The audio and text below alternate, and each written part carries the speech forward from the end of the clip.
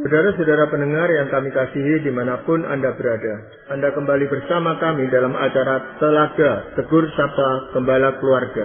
Saya Gunawan Santoso dari Lembaga Bina Keluarga Kristen akan berbincang-bincang dengan Bapak Pendeta Dr. Paul Gunadi. Beliau adalah seorang pakar dalam bidang konseling. Perbincangan kami kali ini tentang interaksi tidak sehat dalam pernikahan. Kami percaya acara ini pasti bermanfaat bagi kita sekalian, dan dari studio kami mengucapkan selamat mengikuti. Masalah yang timbul di dalam pernikahan disebabkan oleh banyak faktor, Pak Paul. Tetapi salah satunya adalah interaksi pasangan suami istri itu yang seringkali ada hambatan-hambatan, ada gangguan-gangguan. Dan ini menjadi masalah yang bisa terjadi pada semua pasangan, baik yang Kristen maupun yang non-Kristen gitu, Pak Paul ya. Bagaimana kita menyikapi hal-hal seperti ini, Pak? Jadi betul sekali yang Pak Gunawan tadi katakan, memang ada banyak hal yang dapat menimbulkan pertengkaran dalam pernikahan, Pak Gunawan. Nah, jadi memang kita mau fokuskan pada satu saja ya kali ini, yakni cara kita berinteraksi dengan satu sama lain. Nah, dengan kata lain, masalah utamanya bukanlah perbedaan pendapat, melainkan cara kita menyampaikan pendapat. Nah, itu sebab penting bagi kita untuk belajar mengungkapkan pendapat secara sehat, dan itu yang akan coba kita angkat pada kali ini, Pak Gunawan. Ya, memang kadang-kadang ada perbedaan pendapat itu, tetapi lebih menjadi masalah besar kalau cara penyampaian itu atau cara menerima si pihak penerima berita itu yang tidak pas menanggapinya gitu, Pak Bos. Betul sekali, Pak Gunawan. Jadi seringkali perbedaan pendapat itu mempunyai bobot yang sama dengan cara penyampaian pendapat. Kalau cara penyampaian pendapatnya tepat, meskipun ada perbedaan pendapat, nah kita bisalah sedikit banyak mengurangi kemungkinan konflik. Tapi sebaliknya, kalaupun kita memang mempunyai pendapat yang sama tapi terus menyampaikannya dengan cara yang nggak tepat, nah seringkali justru itu menimbulkan pertengkaran. Itu yang sering kita sebutnya sebagai miskomunikasi aja, Pak Paul ya. Iya. Salah pengertian gitu loh, Pak Paul. Iya. Ya. Karena penyampaian yang tidak tepat juga. Betul, betul. Ya, jadi ya kali ini saya kira penting untuk kita belajar cara yang sehat dalam berinteraksi. Iya. Apa, Pak Paul, yang bisa kita lakukan itu? Yang pertama adalah ada orang yang selalu menolak pendapat bila pendapat itu bukan datang darinya. Dengan kata lain, apabila sebuah usulan atau pendapat datang dari orang lain, maka pendapat itu tidak baik, begitu. Hanya pendapatnya yang baik dan layak dituruti. Itu sebab ia selalu menampik walau ia belum mempunyai alasan yang kuat sama sekali. Nah, tidak bisa tidak, Pak Gunawan, sikap seperti ini pada akhirnya membuat pasangan dan juga anak-anak enggan bertukar pendapat dengan dia, apalagi mengusulkan pendapat dengannya. Belum apa-apa, pasangan akan berpikir, buat apa saya mengeluarkan pendapat? Toh akhirnya dia tidak akan mendengarkan. Nah, untuk menghindarkan konflik, orang akan menurut saja atau sebaliknya tidak menurut, tetapi diam-diam melakukan perbuatan itu di luar pengetahuannya. Ya, ini biasanya orang-orang yang otoriter gitu, Pak Paul, yang mau menguasai semuanya dan tidak mau mengalah dengan orang lain yang pendapatnya mungkin baik gitu, Pak Paul. Betul. Jadi bagi dia mesti keluar dari mulut dia gitu. Kalau bukan keluar dari mulut dia, sebaik apapun tuh dia langsung akan berkata tidak. Nah, mungkin ada orang yang begini nih, dia akan berkata tidak, terus dia diam-diam. Nanti mungkin lama-lama dia keluarkan pendapat itu, tapi dari dia jadinya. Baru dia berkata ini pendapat yang baik dan sebagainya. Nah, jadi orang-orang ini memang ya mempunyai cara berinteraksi yang nggak sehat. Nah, kalau dalam pernikahan kita seperti ini, udah pastilah akan menimbulkan masalah dengan pasangan dan anak-anak kita. Tapi kalau pasangannya tidak mau memberitahukan dengan jujur, atau anak-anaknya juga tidak mau memberitahukan, kan orang ini kasihan, Pak Paul. Artinya kan dia terus berpendapat bahwa pendapatnya itu memang benar gitu. Nah, udah tentu ya kalau kita lihat ya kasihan sebetulnya ya, karena dia itu tuh akan hidup sendirian ya. Orang-orang akhirnya nggak mau lagi memang untuk dekat sama dia, memberitahukan kepada dia. Namun di pihak lain, dia sebetulnya juga menikmati itu, Pak Gunawan. Waktu dia mengeluarkan pendapat dan semua orang harus turuti, nah dia juga menikmati sebab dia memang nggak suka tuh dengan orang yang mengeluarkan pendapat yang lain. Lalu bagaimana terus sikap istri atau anak-anak ini, Pak Paul? Nah sebaiknya memang kalau kita mempunyai pasangan yang seperti itu ya, kita coba ingatkan dia aja lah bahwa ya memang pendapatmu itu seringkali benar dan baik, saya akui itu. Tapi bukankah kadang-kadang ya saya juga mau mengeluarkan pendapat yang layak untuk dipertimbangkan. Kalau kamu nggak bisa terima langsung, bisa nggak kamu katakan saya coba pertimbangkan, daripada kamu langsung mentah-mentah menolak. Nah sebab kalau kamu langsung mentah-mentah menolak, akhirnya orang nggak mau lagi mengeluarkan pendapat. Dan saya yakin itu bukan yang kamu kehendaki. Jadi ya kita ajak dia ngomong seperti itu. Dan memang biasanya tidak boleh dilawan pada saat itu juga gitu Pak Pol. Butuh waktu untuk tenang, baru nanti pada saat yang tenang itu baru pasangannya ngomong gitu Pak Pol. Betul. Orang yang seperti ini memang umumnya nggak gitu mampu ya untuk menerima orang menentangnya secara langsung. Iya. Jenis yang lain bagaimana Pak Pol? Ada orang yang begitu terjadi silang pendapat akan langsung meninggikan suara, menunjukkan kemarahan, atau setidaknya menunjukkan ketidaksukaannya. Jadi pada dasarnya dia itu tidak tahan bersilang pendapat. Sebab baginya silang pendapat berarti tidak menghormati atau tidak menghargainya. Jadi bagi dia tuh benar-benar dia melihat pendapatnya itu tuh sesuatu yang mewakili harga dirinya. Jadi ada orang kan yang mengeluarkan pendapat ya udah diterima ya bagus, nggak diterima ya nggak apa-apa, dia nggak kaitkan dengan siapa dia atau harga dirinya. Nah orang ini kebalikannya Pak Gunawan. Jadi benar-benar tuh ya pendapat dia adalah harga dirinya. Maka begitu orang nggak setuju, meskipun orang itu ngomongnya baik-baik, wah dia bisa beremosi sekali, dia bisa marah sekali. Padahalnya kan orang seharusnya bebas untuk mengeluarkan pendapat. Nah akhirnya nggak bisa nggak dia akan dijauhi orang dan akan kesulitan berteman, dan kalaupun berteman dia senantiasa ya akhirnya mendominasi pertemanan, dan kalau teman-temannya bersedia didominasi ya nggak apa-apa. Nah ini bedanya dengan yang pertama tadi apa Pak Pol? Kalau yang pertama begini Pak Gunawan, pokoknya ide itu harus keluar dari diri dia. Dia nggak tentu akan beremosi, enggak. Kalau yang kedua ini nih pasti beremosi. Jadi kalau yang pertama ini nggak tentu ada silang pendapat juga. Orang mungkin mengeluarkan pendapat dan dia mungkin aja setuju, tapi ya dia nggak bisa tuh terima karena dari orang lain. Dia akan katakan ini itulah jelek lah apalah, dan nggak mesti dia marah. Tapi kalau yang kedua ini nih begitu aja orang mengeluarkan pendapat yang kayaknya kok nggak menyetujui yang dia katakan, wah udah langsung beremosi. Tapi dengan dia marah atau emosi seperti itu Pak Pol, itu sebenarnya kan menunjukkan kelemahan dia gitu. Betul sekali. Makanya orang-orang ini akhirnya bukan saja dijauhi Pak Gunawan, tapi akan kehilangan respek. Orang di sekitarnya tuh nggak akan respek sama dia. Mungkin nggak akan ngomong langsung karena tahu dia punya sifat yang memang mudah marah, jadi akhirnya ya disimpan saja. Tapi sebetulnya orang di sekitarnya susah sekali respek kepada dia. Iya, kemarahan itu sebenarnya untuk jangka panjang atau hanya sesaat itu aja Pak Pol? Nah biasanya memang orang seperti ini nih kalau marah sesaat Pak Gunawan. Kecuali kalau dia melihat ke orang lain itu kok terus menerus kayaknya mau menentang dia. Nah dia bisa memang menyimpan kemarahan dan dendam begitu. Nah jadi ini berlaku juga di dalam keluarganya Pak Gunawan. Karena kalau misalnya pasangannya kok terus menerus ya bersilang pendapat dengan dia, wah udah dah. Dia udah langsung cap pasangannya itu nggak menghormati dia. Jadi apapun yang pasangannya katakan, baik kayak benar kayak, dia akan pokoknya nggak suka lagi dah. Begitu sedikit aja ada perbedaan pendapat, dia langsung harus marah. Tapi ya kita tahu akibatnya, pasangan dan anak-anak akan menjauhi dia. Sudah tentu, nah waktu dia dijauhi oleh pasangan dan anak-anak, dia akan menuduh ya pasangan dan anak-anak itu bersekutu lah melawan dia.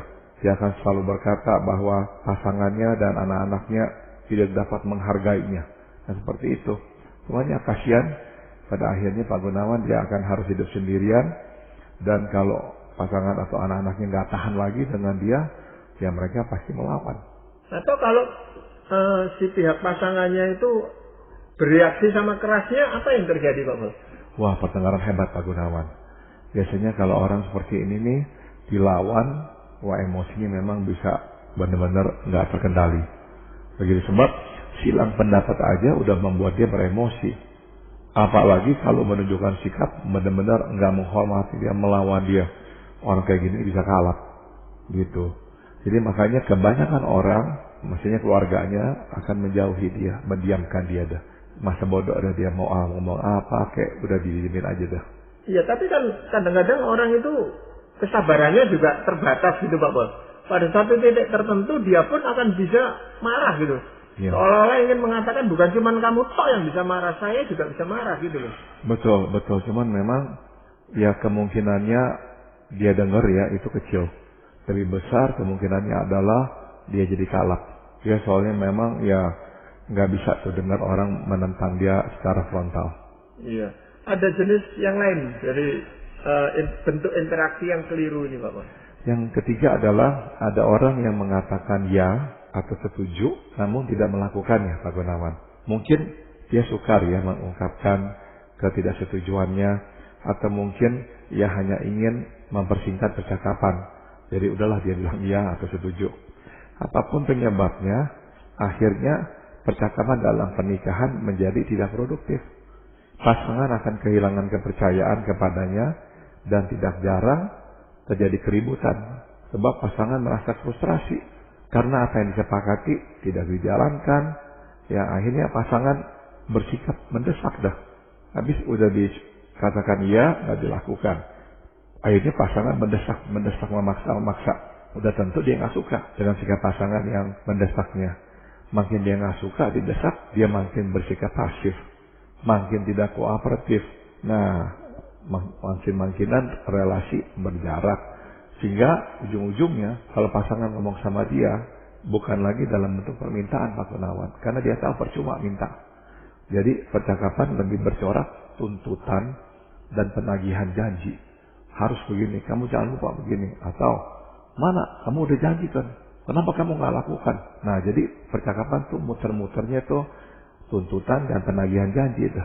Ya ini sebenarnya kan pihak yang tidak melakukan ini kan tidak bisa mengutarakan isi hatinya bahwa sebenarnya dia tidak setuju dengan ide dari pasangannya, kan itu Pak Bos? Betul, jadi mungkin dia memang orangnya pasif, nggak bisa langsung terbuka, mengutarakan pendapatnya.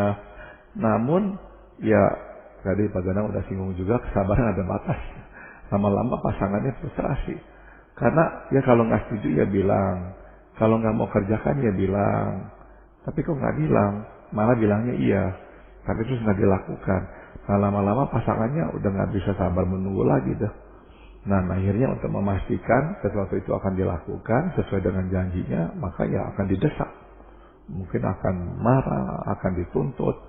Jadi percakapan makin seperti menagih janji. Nah udah tentu nggak sehat. Pasangan ngomongnya seperti begitu, nagih janji. Dianya nggak bisa penuhi janji. Nah dia makin menjauh. Makin nggak mau ngomong. Nah hubungan akhirnya retak. Tapi mungkin pasangannya juga bisa membaca sebenarnya yang dikatakan oleh partnernya ini sesuai dengan isi hatinya atau tidak. Itu kan sebenarnya sebagai pasangan hidup kan tahu dia Pak. Betul, tapi mungkin ya karena udah dibilang iya dia masih menunggu dah. Biasanya akhirnya kalau ini berulang-ulang ya Pak Gunawan, pasangan nggak mau lagi minta tolong, nggak mau lagi ngomong, nggak mau lagi nyuruh, nggak mau lagi dah. Sebab merasa kapok, percuma. Daripada ribut, ya udah dah, mendingan nggak usah ngomong, nggak usah tanya. Ya berarti apa? Komunikasi terputus.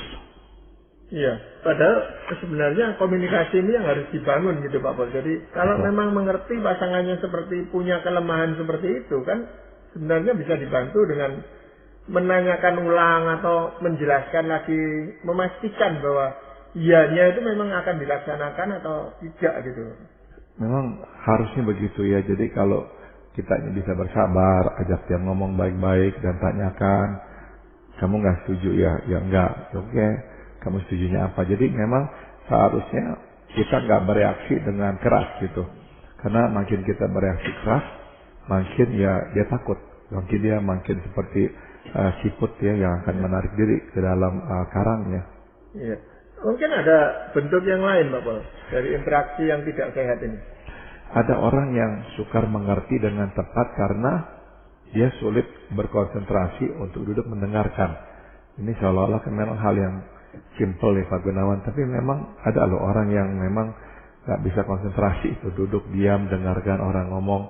Akhirnya kalau ngomong dengan dia tuh suka nggak nyambung sebab dia menangkapnya sepotong-sepotong. Sudah tentu ya pasangan yang ngomong sama dia pasti frustrasi karena dengarnya sepotong-sepotong, ya udah pasti kesalahpahaman mudah terjadi dah. Nah, atau karena dia nggak menangkap dengan tepat, karena dia susah berkonsentrasi, akhirnya dia bereaksi. Dia bisa mungkin kesal atau marah, padahalnya dia belum memahami duduk masalah seutuhnya. Jadi nggak bisa nggak interaksi seperti ini akhirnya memadamkan komunikasi Pak Gunawan. Akhirnya pasangan kadang-kadang ngomongnya keras untuk mendapatkan perhatian, atau sebelum bicara pun pasangan udah jengkel karena membayangkan aduh ilah, pasti nih dia nggak nangkep nih, pasti dia nggak dengerin nih, atau nangkepnya sepotong-sepotong nih. Jadi akhirnya ngomongnya aja udah kesel, udah mau marah. Bener-bener aja dah, dia nangkepnya separuh-separuh, bener-bener marah nanti. Tapi kadang-kadang yang menyampaikan juga perlu lebih bijak gitu Pak Pol. Kadang-kadang yang menyampaikan ini terlalu banyak topik yang mau yang dibicarakan. Nah, yang pendengarnya ini yang kesulitan. Bagus sekali ini Pak Gunawan. Jadi memang kalau bicara dengan orang yang seperti ini, harusnya memang to the point dan singkat. Jangan panjang-panjang, karena panjang-panjang ya dia akan nggak dengerin dah, lupa ada dia. Susah konsentrasi soalnya. Jadi ya to the point dan singkat gitu. Atau memang tempatnya tidak mendukung bahwa dia perlu konsentrasi, terlalu bising atau di tengah-tengah kesibukan. Betul. Nah ini ngomong, pasangannya ini ngomong, lah ini sulit Pak diterima. Betul, jadi dengan orang yang memang suka berkonsentrasi, suka duduk diam, kita mesti memang memilih tempat dan waktu yang cocok bicara dengan dia. Karena orang ini memang mudah sekali tuh terkecoh, konsentrasinya mudah buyar. Jadi kalau bisa ya jangan ngomong sembari dia berbuat sesuatu dan mengharapkan dia pasti dengar, sebab belum tentu. Atau yang ngomong juga sambil ngomong sambil melakukan sesuatu sehingga tidak jelas ditangkap oleh pendengarnya ini gitu Pak. Betul. Jadi ya kalau kita udah sadari inilah masalahnya, ya udahlah kita coba ya lebih berhati-hati dengan memilih tempat dan waktu yang cocok. Jadi memang kesulitannya kan bukan hanya dari pihak pendengar, tetapi pihak yang menyampaikan ini pun harus belajar juga gitu Pak. Betul sekali Pak Gunawan. Jadi ya seperti saya tadi sampaikan, sebaiknya kalau kita berpasangan begitu, ya kita nggak banjiri dia dengan cerita kata-kata dan permintaan, nggak bisa ya. Satu-satu aja dah yang pendek. Iya. Mungkin Pak Paul mau menyampaikan lagi yang lainnya Pak Mas? Yang kelima adalah ada orang yang menggunakan komunikasi untuk mengail informasi tertentu saja. Misalkan ya, dia masuk ke dalam pernikahan dengan ketakutan, yakni dia takut dikhianati pasangannya. Dia tahu memang dia tidak punya alasan ya untuk mencurigai pasangannya, namun dia tidak dapat menepis kecurigaannya. Nah, sebagai akibatnya, apapun yang dikatakan atau ditanyakannya, semua bertujuan untuk mengail informasi kemanakah dan dengan siapakah pasangannya pergi. Jadi benar-benar ya, apapun yang dia tanyakan atau dia katakan, ya tujuannya untuk mengail informasi yang memang dia mau ketahui itu. Sudah tentu, jika kita berinteraksi hanya untuk mendapatkan informasi tertentu, lapangan komunikasi menyempit. Selain menyempit, pasangan merasa nggak nyaman, cuma merasa diinterogasi. Akhirnya dia menolak berinteraksi. Begitu Pak Gunawan. Ini kan orang yang penuh dengan prasangka di dalam dirinya gitu Pak. Sehingga dia mau mengorek-ngorek sesuatu yang sebenarnya tidak ada alasannya dia menanyakan hal itu Pak. Tapi memang ada orang-orang yang akhirnya mengembangkan ketakutan itu. Bisa jadi karena masa lalunya, atau bisa jadi karena relasi ini pernah ternodai. Dia pernah dibohongi misalnya. Jadi akhirnya dia selalu mau memastikan pasangannya bohong atau tidak. Dia selalu mau cari kebenaran. Karena pasangannya tuh kalau ngomong biasanya nggak langsung benar gitu. Ya tapi kalau orang sudah berprasangka buruk terhadap kita mau ngomong apa saja ya dia terus berprasangka, Pak. Itu kesulitannya. Betul sekali. Jadi memang akhirnya dia akan berkata, aduh, malas menjawab. Karena ujung-ujungnya ya akan nanyanya itu lagi. Nah jadi ini memang cara berkomunikasi yang tidak sehat yang perlu diubah. Iya. Kalau bertanyanya itu bukan dengan maksud untuk menginterogasi, mungkin bisa ditanggapi dengan tenang dengan baik-baik Pak Pol. Tapi kalau sudah berprasangka, menghadapi orang yang berprasangka itu kan kita kesulitan ini Pak.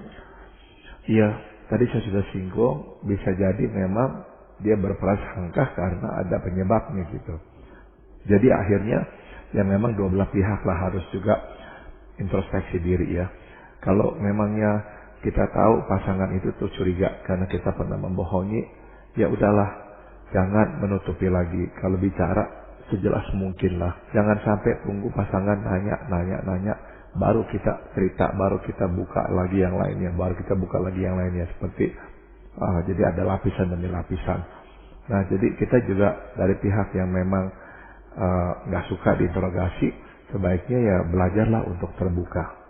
Ya, tetapi memang dibutuhkan suatu kesabaran tertentu menghadapi orang-orang seperti ini, karena masalahnya sendiri mungkin sudah selesai Pak Pol, sudah lama selesai dan dia pun tahu bahwa itu sudah selesai, tapi karena prasangka itu yang terus-menerus, lalu timbul pertanyaan-pertanyaan yang mengail informasi yang tadi Pak Pol katakan, dan ini orang merasa dijebak juga dengan pertanyaan-pertanyaan ini. Betul, ya, jadi memang mesti ada perbaikan dari kedua belah pihak. Kalau enggak, relasi ini akhirnya makin terus tenggelam. Iya, bentuk yang lain dari interaksi yang kurang sehat ini apa Pak Pol? Yang terakhir adalah ada orang yang tidak menikmati interaksi karena lebih senang menyendiri. Ada tuh orang yang seperti itu Pak Gunawan. Jadi ya dia hanya berkata-kata seperlunya dan jarang memberi keterangan yang mendetail. Jika pasangan dapat menerima, dia dapat diduga interaksi dalam pernikahan menjadi terbatas dan sebagai akibatnya keintiman pun tidak terjalin. Jika pasangan tidak menerima, ya pasti sering bertengkar. Jadi ada orang yang misalnya saya tahu tuh pulang duduk di depan televisi, udah dah. Dia akan bisa puas duduk di depan televisi sampai jam 10-11 malam, dia tidur. Ada orang yang puas pulang dari tempat kerja, baca koran, kemudian dia tidur. Ada orang yang lebih senang baca buku sampai malam, dia tidur. Jadi ada orang yang memang senang begitu. Bukan dia mau mendiamkan pasangannya, bukan. Tapi memang dia orang yang gak bisa berrelasi dengan orang. Jadi komunikasi dengan dia tuh agak susah. Tapi bukannya karena dia itu marah atau gak suka, bukan. Tapi memangnya dia yang gak begitu menikmati ngomong banyak lah gitu. Ya itu kan banyak dipengaruhi oleh pengalaman masa lalu dengan pasangannya ini juga Pak Pol. Kalau dia terus ngomong tapi disalah-salahkan, lalu seperti yang tadi kita bicarakan, diungkit-ungkit masalahnya, itu ya lama-lama orang jadi bosan untuk ngomong gitu Pak Pol. Menjadi malas, bukan hanya bosan, tapi malas untuk berkomunikasi. Betul Pak Gunawan. Jadi kalau misalnya memang di masa lalu komunikasinya buruk, akhirnya dia merasa diinterogasi, udah dia malas dah. Tapi ada orang yang memang kepribadiannya begitu tuh. Kalau ngomong seperlunya aja dah. Kalau nggak ditanya dia nggak dijawab begitu. Nah, komunikasi seperti ini ya sekali lagi kalau pasangannya terima ya nggak apa-apa. Sebab ya ini nggak harus menjadi masalah. Tapi kalau pasangannya nggak menerima, dia rasa kesepian. Nah, ini akan jadi masalah. Tapi memang menjadi masalah bagi orang yang suka menyendiri gini kalau pasangannya itu terlalu banyak ngomong gitu Pak Pol. Ya. Dia akan merasa bising atau merasa terganggu. Betul sekali. Betul, jadi ada orang-orang tertentu memang yang nggak begitu bisa mentoleransi kebisingan, kebanyakan bicara, nggak bisa tuh. Begitu dia dengar banyak orang ngomong, dia memang udah agak stres gitu. Jadi dia maunya menyendiri aja. Nah, sekali lagi ya, ini nggak mesti menjadikan pernikahan ini buruk, enggak ya, kalau pasangan bisa menerima. Tapi kalau pasangannya nggak menerima, ya udah tentu dia akan merasa nggak diperhatikan. Hidupnya kering sekali ya, karena kok nggak dilimpahkan perhatian. Tapi kalau ada hal yang penting, bagaimana lalu membicarakannya gitu? Di satu sisi pasangannya ingin membahas itu sampai tuntas, tapi dia hanya bukan menyepelekan ya, memang dia hanya mau sejenak aja bicara itu. Maka kalau kita memang ada hal yang penting, kita mesti ngomong sama dia sebelumnya, berkata bahwa saya ada hal yang penting sekali, bisa nggak kita duduk sama-sama ngobrol? Saya hanya perlu waktumu sekitar setengah jam. Jadi beritahu dia atau berapa jam, sehingga dia tahu berapa lama dia harus dengarkan dan berbicara gitu. Kalau dia tahu, biasanya lebih baik gitu. Ya, jadi ini bukan karena kemarahan loh terhadap pasangan gitu. Hanya dia memang nggak suka untuk berkomunikasi berlebihan gitu Pak Mulya. Betul, betul. Biasanya orang-orang yang memang suka membaca buku atau orang-orang yang memang sangat kuat di bidang teknik, dan orang-orang ini akan senang ya mengerjakan tugasnya atau apa dan nggak begitu menikmati ngobrol. Tapi sebenarnya sebelum mereka menikah, pasangannya kan juga tahu bahwa partnernya itu seperti itu gitu kan. Seharusnya udah mulai tahu, meskipun memang nggak jelas ya, karena waktu dia datang ya mungkin kan langsung ngomong pergi atau apa terus pulang, ya mungkin ya pasangan hanya berpikir kamu orangnya pendiam, ya udah, tapi nggak menyadari pendiamnya seperti itu. Ya, dan itu bisa mengganggu hubungan suami istrinya juga gitu Pak Bos. Biasanya iya, akhirnya memang keintiman itu tuh ya terpengaruh Pak Gunawan. Jadi meskipun pasangannya bisa terima, tapi keintiman akan terganggu. Atau mungkin dia mempunyai bentuk keintiman yang lain gitu, selain lewat komunikasi verbal itu. Biasanya enggak Pak Gunawan. Memang ya dia nggak begitu terlalu mementingkan relasi. Ya asal bicara seperlunya udah cukup, pasangannya di rumah ya udah cukup, ya udah gitu aja dah. Dia nggak ada keinginan, kebutuhan untuk mendalami relasi, ngomong hati ke hati, memang nggak ada. Iya. Ini bagaimana Pak Wal? Kalau dipandang dari sisi firman Tuhan ini? Saya akan bagikan dari Amsal 20 ayat 15. Sekalipun ada emas dan permata banyak, tetapi yang paling berharga ialah bibir yang berpengetahuan. Interaksi dibangun di atas percakapan. Jadi dengan kata lain, tidak ada percakapan, tidak ada interaksi. Walau kita memiliki harta kekayaan ya, tapi jika tidak tahu bagaimana menggunakan percakapan dengan bijak, kita tidak dapat membangun pernikahan dan keluarga yang sehat. Jadi ya saya mau menekankan betapa pentingnya percakapan dan interaksi yang sehat ini. Iya, baik Bapak. Terima kasih untuk ini. Para pendengar sekalian, terima kasih Anda telah mengikuti perbincangan kami dengan Bapak Pendeta Dr. Paul Gunadi dalam acara Telaga, Tegur Sapa Gembala Keluarga. Kami baru saja berbincang-bincang tentang interaksi tidak sehat dalam pernikahan. Bagi Anda yang berminat untuk mengetahui lebih lanjut mengenai acara ini, silakan menghubungi kami lewat surat. Alamatkan surat Anda ke Lembaga Bina Keluarga Kristen atau LBKK, Jalan Cimanuk 56, Malang. Anda juga dapat menggunakan email dengan alamat telaga@telaga.org. Kami juga mengundang Anda mengunjungi situs kami di www.telaga.org. Saran-saran, pertanyaan, serta tanggapan Anda sangat kami nantikan. Dan akhirnya dari studio kami mengucapkan terima kasih atas perhatian Anda. Sampai jumpa pada acara Telaga yang